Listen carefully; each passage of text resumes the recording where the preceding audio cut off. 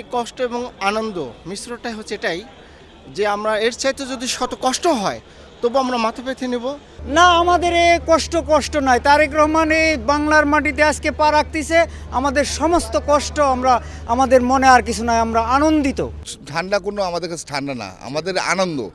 এত আনন্দ হচ্ছে যে মানে আমাদের নেতা আসতেছে বাংলাদেশে, এই আনন্দে আমরা মানে উল্লাসে আমরা চলে এসেছি।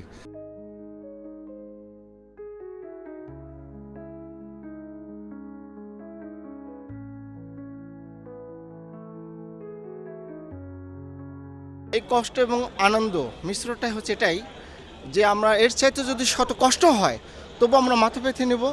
তবু আমরা তারেক জিয়াকে দেখার জন্য আসছি, হ্যাঁ, তার সান্নিধ্যে 17 বছরের পরে, হ্যাঁ, এবং যত কষ্ট হোক সব কষ্টটা আমরা মাথা পেতে নেব শুধু তার ভালোবাসার জন্য, তার দেশের প্রতি আনুগত্য। এবং আমরা বিএনপিকে ভালোবাসি এবং বিএনপির প্রতি শ্রদ্ধাশীল এবং শহীদ প্রেসিডেন্ট জিয়াউর রহমানের প্রতি শ্রদ্ধাশীল, ম্যাডাম খালেদা জিয়ার প্রতি শ্রদ্ধাশীল, হ্যাঁ, এবং আগামী ভবিষ্যতের প্রধানমন্ত্রী জনাব তারেক রহমানের প্রতি শ্রদ্ধাশীল রেখে এটা আমাদের মূলত আশা। 17 বছরের এই দীর্ঘ প্রতীক্ষার পর তারেক রহমান এ দেশে আসাতে সারা দেশের মানুষের মধ্যে, বিএনপি নেতাকর্মীদের মধ্যে নতুন প্রাণের সঞ্চার হয়েছে এবং প্রত্যেকটা নেতাকর্মী উজ্জীবিত। আমি মনে করি আগামী দিনে তারেক রহমান বাংলাদেশের রাষ্ট্রনায়ক হবে এবং আমরা তার নেতৃত্বে আমরা দেশ গঠনে আমরা ভূমিকা রাখব।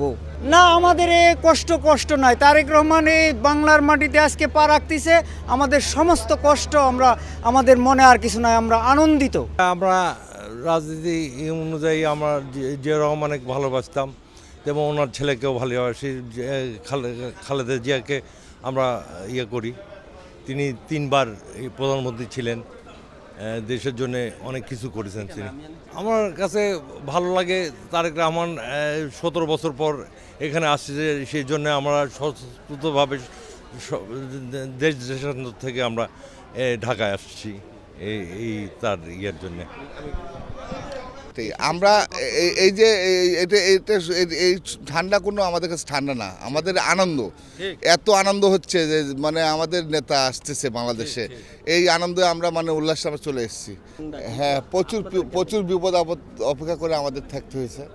হ্যাঁ, অনেক অনেক বিপদ, অনেক অপেক্ষা করে আমরা ছিলাম, তার মধ্যে তো বেশি ছিলাম, এটাই বেশি। এখন সামনের সুসময় আশা করি যে আমাদের দেশ তারুণ্যের নেতা তারেক রহমানের নির্দেশে আমরা চলবো।